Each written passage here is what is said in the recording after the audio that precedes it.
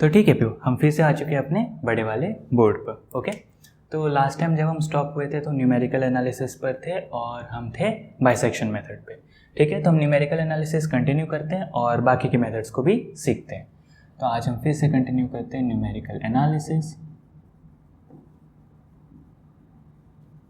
ठीक है, हम इसमें ऑलरेडी बाइसेक्शन मेथड सीख चुके हैं कि बाइसेक्शन मेथड का यूज़ करके एल्जेब्रिक और ट्रांसडेंटल इक्वेशन को कैसे सॉल्व करना है। तो आज जो हम मेथड सीखने जा रहे हैं that is the second method basically, वो है regular falsi method. Regular falsi method, इस मेथड के और भी नाम है, रेगुलर फॉल्साई मेथड भी कहते हैं इसे मेथड ऑफ फॉल्स पोजीशन भी कहते हैं, मेथड ऑफ फॉल्स पोजीशन। और इसी मेथड को हम कहते हैं मेथड ऑफ कॉर्ड्स। जो आखिरी नाम है मेथड ऑफ कॉर्ड्स, ये नाम इस पूरी प्रोसीजर को बहुत ज़्यादा सूट करता है, लेकिन हाँ, इसका सबसे फेमस नाम रेगुलर फॉल्साई है, बट मेथड ऑफ कॉर्ड्स इसके लिए सबसे सूटेबल नाम है। जैसे आपको थियरी एक्सप्लेन करूँगा आपको समझ में आ जाएगी। ठीक है, बाइसेक्शन मेथड तो याद है ना, भूले नहीं ना। जो आपका एक्चुअल रूट होता था, जैसे कि आपकी वाई एक्सिस एक्स एक्सिस हो गई, ये आपके कर्व ने यहाँ पे कट किया तो आपका रूट इस कट वाले कोऑर्डिनेट पे मिलता है।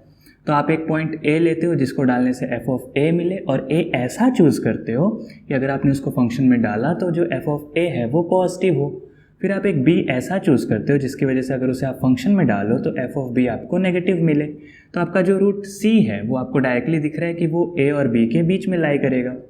फिर आप एक और चीज़ जानते हो कि ए और बी के बीच में क्या लाई करेगा, उनका mean. So A plus B by 2 is in between A and B.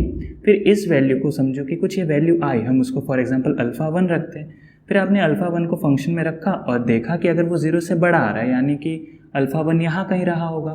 फिर आपको जो ये पुराना वाला है इसको आप निगलेक्ट कर देते हो और इस पॉजिटिव और इस नेगेटिव का पेयर बनाते हो।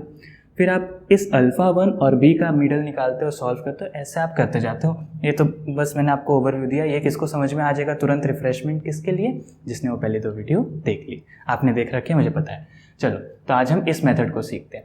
आखिर उस मेथड, देखो किसी पुरानी वाली चीज़ में कुछ खराब, मतलब खराब ही नहीं कह सकते हैं, कुछ फील ना आए तब हम दूसरी चीज़ करते हैं। तो इसमें बस एक फील नहीं आती थी कि काम बहुत करना पड़ता था। हेक्स 12 तक जाओ, 3 तक अप्रॉक्सीमेट चाहिए, और अगर कहीं कहीं सच में उसका प्रिसाइजली यूज़ है तो वहाँ तक तो 5-10 डेसिमल अप्रॉक्स करना है।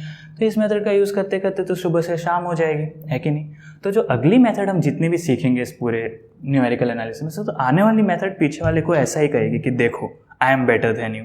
फिर इसके पास एक और मेथड आएगी जो इसको कहेगी कि I am better than you. तो हर एक मेथड पुरानी वाली मेथड से बेटर होते चली जाएगी। तो अब ठीक है, तो इस मेथड की पूरी हम उसका तो आप सिंपल सा लॉजिक पे काम करता था, मिडल में आते जाते थे, अप्रॉक्स होते होते सी तक पहुंच जाते थे। अब इसका लॉजिक, इसकी थियरी समझते हैं। ठीक है, तो इसका लॉजिक पहले आपको समझाता हूँ, फिर आपको इसकी थियरी समझाता हूँ कि आखिर हमें इसको इम्प्लीमेंट कैसे करना है, इसे यूज़ कैसे करना है। तो इसकी लॉजिक कुछ इस तरीके से काम करती है कि आपकी वाई एक्सिस है और ये आपकी एक्स एक्सिस। ओके, अब आपने अपना ग्राफ चूज़ किया और ग्राफ इस एक्सिस को कट करेगा तभी उसके रियल रूट एग्जिस्ट करेंगे। कट ही नहीं किया तो रियल रूट ही एग्जिस्ट नहीं करेंगे, तो वैसे क्वेश्चन ही कौन देगा हमें। तो चलो, ये लाइन टेढ़ी है, रुक जाओ। अब सही है क्या? अब सही है, हाँ थोड़ी थोड़ी सही है। चलो, तो समझो कि आपके ग्राफ ने इसको ऐसे कट किया कुछ इस तरीके से,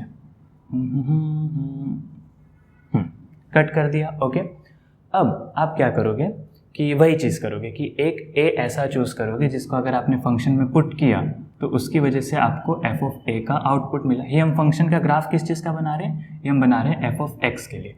तो आपने ए डाला, एफ ऑफ ए आउटपुट आया। आपको फिर से ए ऐसा चूज़ करना है जिसकी वजह से जो एफ ऑफ ए है वो पॉजिटिव हो। फिर आपको एक बी ऐसा चूज़ करना है, फिर आपको एक b ऐसा चूज़ करना है जिसकी वजह से आपको f ऑफ b मिले और जो यहाँ पे भी f ऑफ b हो वो 0 से छोटा हो। ये आपको 2 वैल्यूज हमेशा से चूज़ करनी आनी चाहिए। जो भी आपका फंक्शन दिया हो उसमें ज़रा 1 रख के चेक करो, 2 रख के चेक करो, इस तरीके से। ठीक है, चलो ये आपका b कोऑर्डिनेट और ये आपका a कोऑर्डिनेट। Okay, done. अब आपको क्या करना होता है, मैं आपको अलग कलर से दिखाता हूँ। अब मेथड ऑफ कॉर्ड्स इस नाम को पता है क्यों कहते हैं? रेगुलर फॉल्स है ये सब तो ठीक है, फॉल्स पोजीशन क्यों कहते हैं वो भी मैं आपको समझाऊंगा। लेकिन मेथड ऑफ कॉर्ड्स का इसमें लॉजिक ऐसा है कि आपका जो ये वाला पॉइंट है a कॉमा एफ ऑफ ए, समझो आपने इसको a कोऑर्डिनेट मतलब a पॉइंट रखा और इसको b पॉइंट रखा, तो आपको क्या करना होता है, आपको a से b ज्वाइन करना होता है। रुको मैं स्केल लेकर आता हूँ तो it would be more better. 1 minute है बस मैं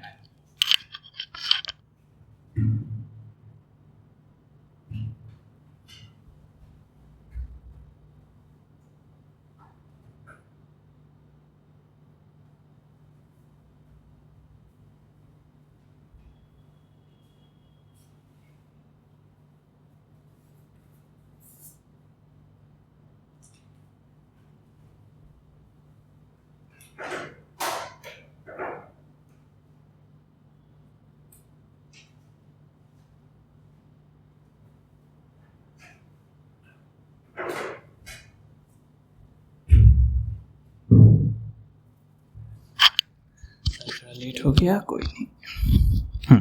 ठीक है, तो ज़रा मैं स्केल से इसे ज्वाइन करूँ। तो आपको ये a से b तक ज्वाइन करना है। 1 मिनट है, ज्वाइन करता।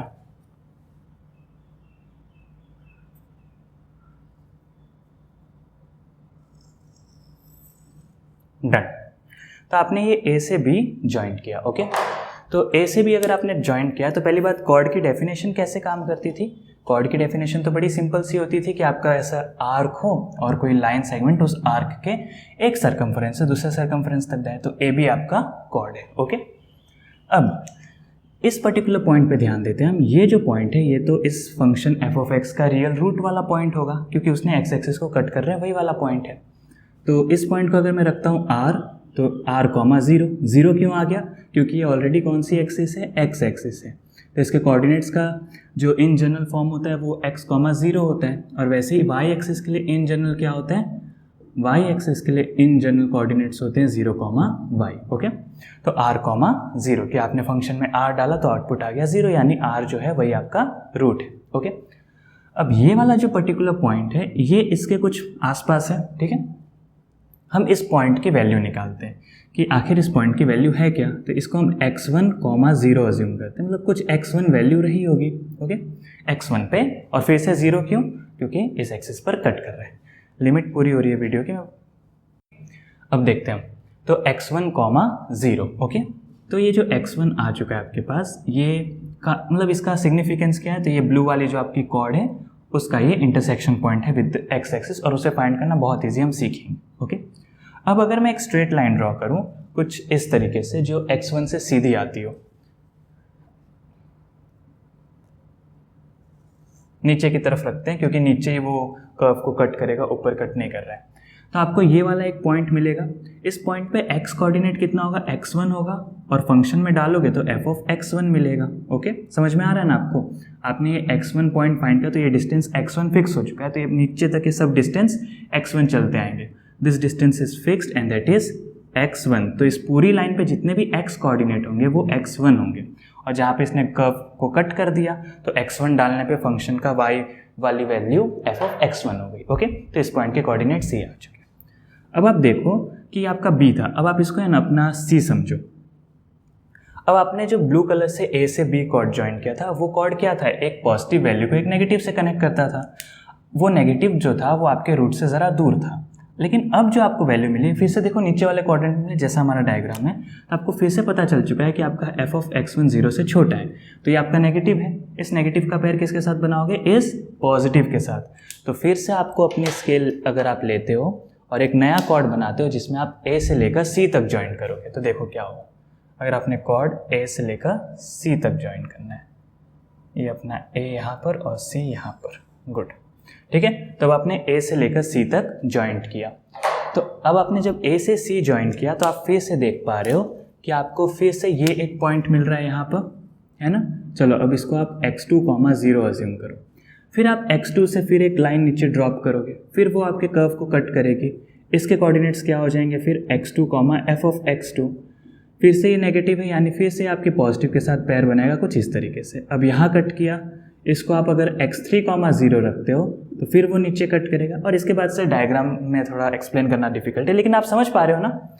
x1, x2, x3, ये जो x1 है वो धीरे धीरे कहाँ पे अप्रोच कर रहा है, आर पे। जो आपका x1 है वो धीरे धीरे कहाँ पे अप्रोच कर रहा है, आर पे, है कि नहीं, आर पे अप्रोच कर रहे हैं, ध्यान दो, x1, x2, x3, x4। और मैक्सिमम इसमें एक अच्छी बात ये होती है कि most of the time 3 decimal का अप्रोक्सीमेशन हो जाता है x7 या फिर x8 आते आते, x7 x8 आते आते आप मतलब 3 डिजिट तक अप्रोक्सीमेट कर लेते हो। और जो x1 x2 अप्रोच हो रहा है वही आपके अल्टीमेटली रूट्स अच्छे होते जाएंगे, x1 उससे बेटर, x2 मतलब बेटर, अभी तो ये बेटर के लिस्ट में भी काउंट नहीं होंगे, लेकिन हाँ आगे जाते जाते x7 x8 वो वैल्यूज ऐसी आती जाएंगी कि अगर आपने उसको अपने फंक्शन में डाला तो आपका जो फंक्शन है वो समथिंग 0 पॉइंट कुछ जीरोस में आंसर देने लगेगा, यानी कुछ कुछ रूट जैसा आंसर देने लगेगा जीरोस में। समझ गए आप? तो इसको मेथड ऑफ फॉल्स पोजीशन इसलिए भी कहते हैं क्योंकि ये जो पोजीशन है आपकी रूट वाली पोजीशन नहीं है, एक फॉल्स पोजीशन है जो कि आपके रूट के जैसी मिरर में है, उसी लाइन में है। तो आप धीरे धीरे उस फॉल्स पोजीशन से क्लोज आते जाते हो, धीरे धीरे क्लोज आते जाते हो। समझ पा रहे हो आप? ये इसका लॉजिक है। अब बात ये रहेगी कि x1, x2, x3 ये सब फाइंड कैसे करेंगे। तो इसको फाइंड करने की टेक्निक भी बहुत सिंपल है, आपको बस अपने स्ट्रेट लाइंस के कंसेप्ट पे एकदम स्ट्रांग होना है। और स्ट्रांग नहीं भी हो 2 मिनट लगेगा, अभी स्ट्रांग कर देते हैं। 2 मिनट की बात है, स्ट्रांग अभी कर देते हैं, क्या दिक्कत है। ये बाइसेक्शन मेथड को यहाँ से हटाते हैं। लॉजिक आपको समझ में आया ना? लॉजिक समझ में आया तो लॉजिक समझ आया ना, बस लॉजिक समझ में आ ही जाना चाहिए अब तो। मैंने असल में इसकी वीडियो कल बनाई थी, वीडियो बनाने के बाद से मैंने खुद देखा नहीं, लेकिन वीडियो बनाने के ऐसा मैंने मार कर रखा, मुझे समझ में आ गया कि आज जो मैंने एक्सप्लेन किया है ना, ये एक्सप्लेनेशन तो नहीं चलेगा, ये किसी को समझ में नहीं आने वाला। मैंने वीडियो ही डिलीट कर दी, उनमें से वीडियो डिलीट कर दी। मैंने वीडियो अपनी खुद नहीं देखी, ऐसा मुझे अंदर से फील आया कि नहीं आज तो अच्छी वीडियो, लेकिन हाँ आज भी नहीं कह रहा हूँ कि हाँ, लेकिन कल से कुछ बेटर है। और आज मैं एक्सप्लेन कर रहा हूँ, मुझे शांति मिल रही है कि हाँ शायद से मैं अच्छा एक्सप्लेन कर दे रहा हूँ, बाकी आप मुझे बता देना। ओके, तो ठीक है, रेगुलर फॉल्स आई, हाँ ऐसे ऐसे क्लोज आती जाएगी। Okay done. अब इसमें x1 x2 ऐसे फाइंड कैसे करना है उसकी अब मतलब अब थियरी समझते हैं। थियरी यही थी, लॉजिक यही था। अब समझते हैं थोड़ा स्ट्रेट लाइन्स को, फिर इधर आएंगे। स्ट्रेट लाइन में आपको बस एक सिंपल सी चीज़ समझ, देखो इसके 2 तरीके, कान ऐसे पकड़ो, कान ऐसे पकड़ो, कान तो पकड़ना ही है, तो मैं आपको वही समझाता हूँ। स्ट्रेट लाइन जो होती है आपकी, ये आपकी इसमें बीच वाली एक्सिस का काम नहीं है। मतलब आपके पास, अगर आपके पास एक स्ट्रेट लाइन है जिसका एक कोऑर्डिनेट है x1 y1 और दूसरा कोऑर्डिनेट है x2 y2, तो आप जानते हैं जो इसका स्लोप आता है वो आता है y2 minus y1 divided by x2 minus x1। ऐसा क्यों आता है? Because the slope is basically defined as the tan theta and tan theta is height upon the base. Height की वैल्यू कितनी हो जाएगी? लंबी वाली height y2 minus small height y1, और बेस कितना हो जाएगा? लंबा वाला base x2 minus smaller base x1, इसलिए height upon base tan theta is slope, वो आ जाता है। ऐसा भी नहीं कि मैं आपको डायरेक्ट फॉर्मूला कह दे रहा हूँ, लॉजिक है उसके पीछे भी। ओके, तो बस ये स्लोप होता है। लेकिन अगर मैं इस पर एक और पॉइंट अज्यूम कर लूँ x3, y3, तो मैं क्या देख पा रहा हूँ कि इसका स्लोप मैं फिर से क्या लिख पाऊंगा? इन दोनों का पेयर बना के भी लिख सकता हूँ, y2 minus y3 divided by x2 minus x3। मैं चाहूँ तो इन दोनों का भी पेयर बना सकता हूँ, वो भी सेम स्लोप की वैल्यू के बराबर होगा, y3 minus y1 upon x3 minus x1। सारे ही स्लोप आपस में बराबर होंगे। आप समझ पा रहे हो ना, एक लाइन पे अगर 3 पॉइंट्स।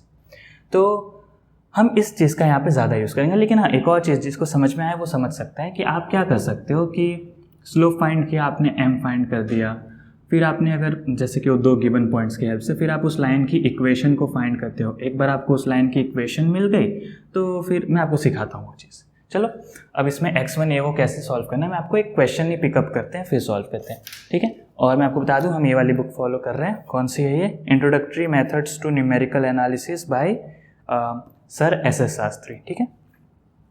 पता नहीं है मुझे अच्छी बुक है कैसी बुक है, अच्छी बुक है बेटर बुक है, ये सब कैसे कंपेयर करेगा, जब मतलब कैसे कंपेयर करके पता चले जब आपने एक से ज़्यादा बुक देखी। मैंने तो यही बुक देखी अभी तक, ठीक है। रुको मैं इसमें निकालता हूँ इसके क्वेश्चन।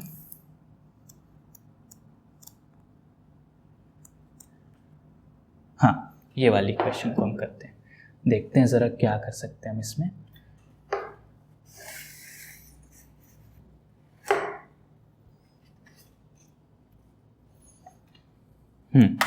तो हमारा जो क्वेश्चन है वो है x³ minus 2x minus 5। Okay, यहाँ पे हम इस क्वेश्चन को सॉल्व करते हैं। सो गिवन है हमारे पास f of x is equals to x³ minus 2x minus 5 is equals to 0 and the question is to find its root using the regular falsi method. हमें इसका रूट फाइंड करना है रेगुलर फॉल्साई मेथड की help से।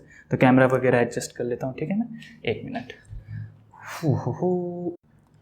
ये ठीक है। चलो तो हम इस क्वेश्चन को करते हैं। एफ ऑफ एक्स की वैल्यू है x³ - 2x - 5 और हमें इसके रूट्स को फाइंड करना है by using the regular false method या फिर मेथड ऑफ फॉल्स पोजीशन या फिर मेथड ऑफ कॉट्स। ओके ठीक है, चलो अब इसे सॉल्व करते हैं। तो सबसे पहले तो हमें पता है कि a और b चूज़ करना है जिसकी वजह से एक एफ ऑफ ए पॉजिटिव मिले और एफ ऑफ बी नेगेटिव मिले। करके देखते हैं। तो अगर मैं 1 चूज़ करता हूँ, सो एफ ऑफ 1 कितना आ जाएगा, 1 का cube -2 times 1 - 5, so that is going to be -6। चलो कोई नहीं, अब 2 रख के देखते हैं। एफ ऑफ 2 कितना आएगा, 2 का cube 8 - 4 - 5, that is going to be -1। ये देखो ये 0 के ज़्यादा क्लोज है तो हम इसको चूज़ करेंगे एज अ नेगेटिव वाला। एफ ऑफ 3 रख के देखते हैं क्या हो जाएगा मेरे पास, 3 का क्यूब 27 - 6 - 5 16। चलो इसको पॉजिटिव वाला रख लेते हैं, ज़्यादा कुछ नहीं करते। ज़्यादा क्लोज वाला चूज़ करो तब भी वही आंसर आएगा, दूर का चूज़ करो तब भी वही आंसर आएगा, ज़्यादा कुछ फर्क पड़ता नहीं। आपको एक नेगेटिव पॉजिटिव सिंपल सा चूज़ कर लेना होता है। ओके चलो, तो यहाँ से मुझे क्या पता चल गया कि देयरफॉर मेरी a की वैल्यू कितनी है 2 और मेरे f ऑफ a की वैल्यू कितनी है -1। वैसे ही मेरे b की वैल्यू, मेरे नहीं इस क्वेश्चन में b की वैल्यू कितनी है अपने पास 3 और f ऑफ b की वैल्यू कितनी है 16। ओके कितने सारी बुक्स में, इस पर्टिकुलर बुक में भी आपको है ना एक डायरेक्ट मेथड दिखाई जाती है कि आप इस फॉर्मूला को याद करो और उसको अप्लाई करके आप x1 को फाइंड कर सकते हो। वो फॉर्मूला कैसे आती है मैं आपको एक छोटा सा यहाँ पे ओवरव्यू दे दूंगा, लेकिन अभी देखते हैं मतलब हम कैसे कर सकते हैं। अगर स्कूल कॉलेज में सब जगह बोलते हैं कि फॉर्मूला फॉर्मूला फॉर्मूला करो तो कुछ ज़्यादा हार्ड एंड फास्ट नहीं, वो भी कर लेंगे। चलो ना पहले आपको फॉर्मूला ही करा देता हूँ। तो देखो सिंपल सी बात है कि ये एक जनरल चीज़ है, a, f of a, b, f of b general point है और आपका x1, 0 ये वाला पॉइंट है।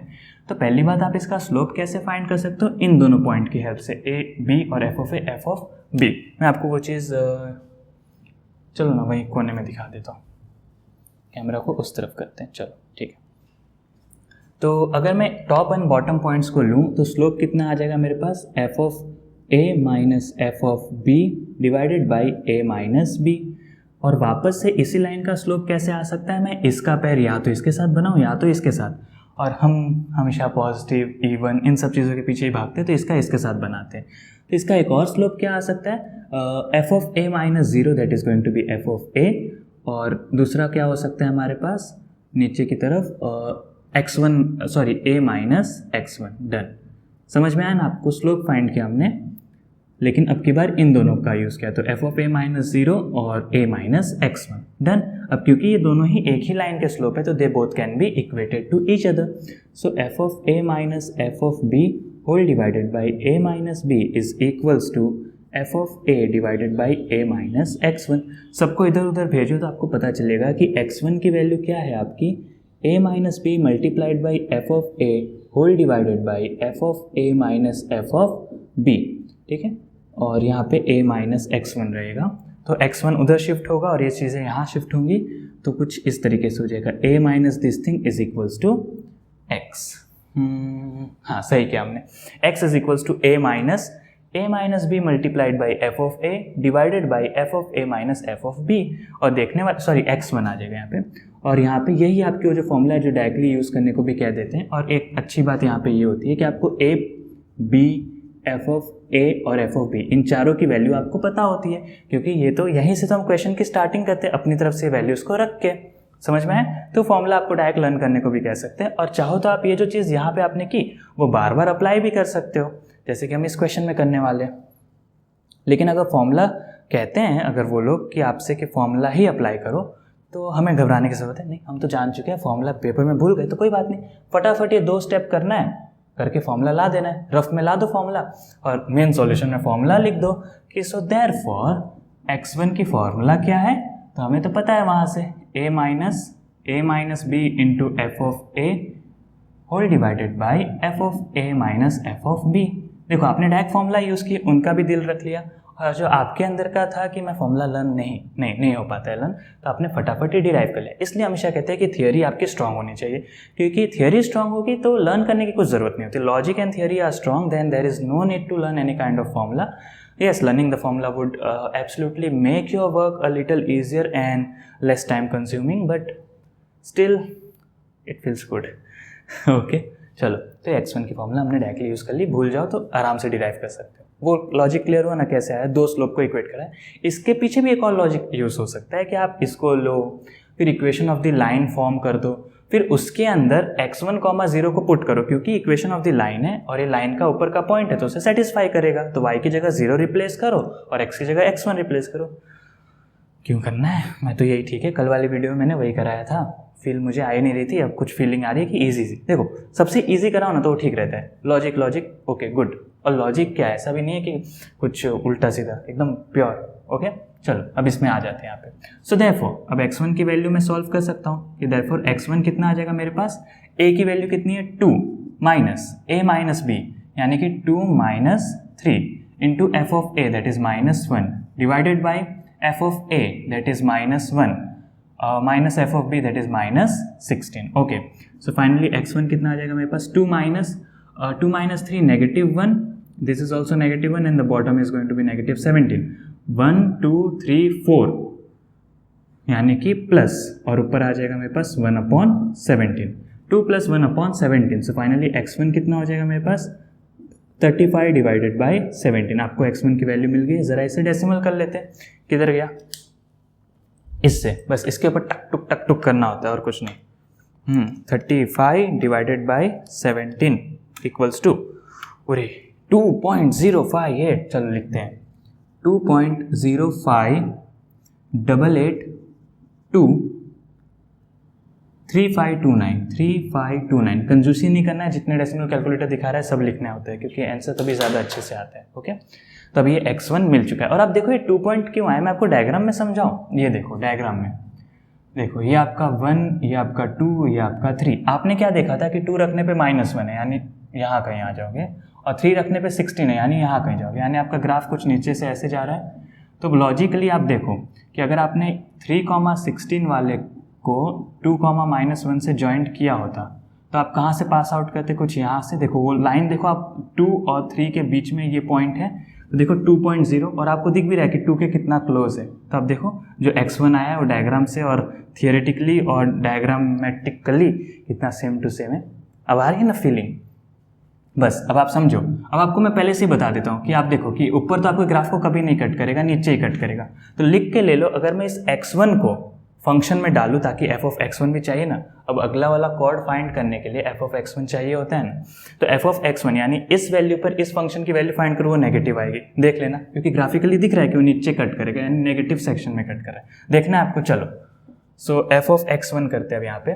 सो f of x1 क्या आ जाएगा मेरे पास, इसका क्यूब माइनस, तो चलो अब है ना इस साइंटिफिक कैलकुलेटर में आपको बताता हूँ कि करना कैसे है। ये आपने इक्वल्स टू कर दिया ना, आपको ये चीज़ मिल चुकी है जो भी आपका आंसर आना था। अब आपको क्या करना है कि आपको पहली बात इसका क्यूब करना है। तो यहाँ पे लिखो आंसर पे टैप करो, आंसर का क्यूब, ठीक है, कुछ कैंसिल नहीं। इक्वल्स टू दबा के जो पॉइंट आ चुका था कैलकुलेटर आपने रख दिया, थोड़ी राइटिंग वर्क की, अब आपको वही करना है। तो आंसर पे टैप कर देना, डायरेक्टली अपने आप सब कुछ हटेगा। आंसर का क्यूब करना है, नहीं रुक जाओ, ऐसे नहीं लिख सकते हमें, ऐसे ब्रैकेट डालना होता है कि ब्रैकेट आंसर का क्यूब, फिर हमें क्या करना है -2 टाइम्स दी आंसर, फिर हमें क्या करना है लास्ट में -5। तो देखो अपने आप उसने देखो क्या आंसर दे दिया, मुझे दिख रहा है नेगेटिव, देखो नेगेटिव आ गया ना, मैं कह रहा था ना आपसे।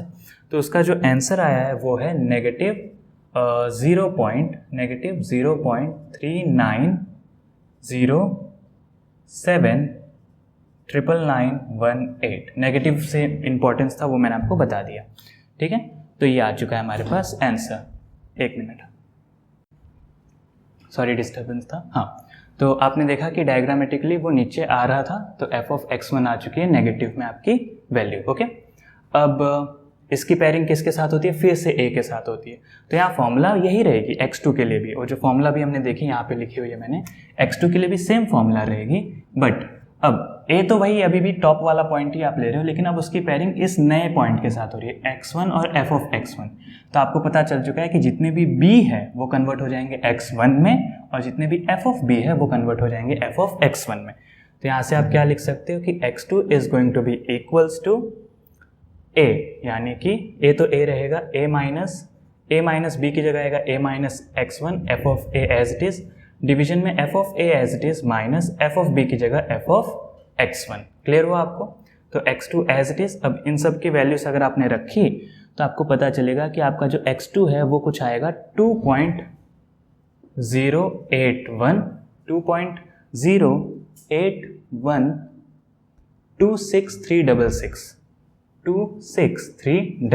क्लियर हुआ?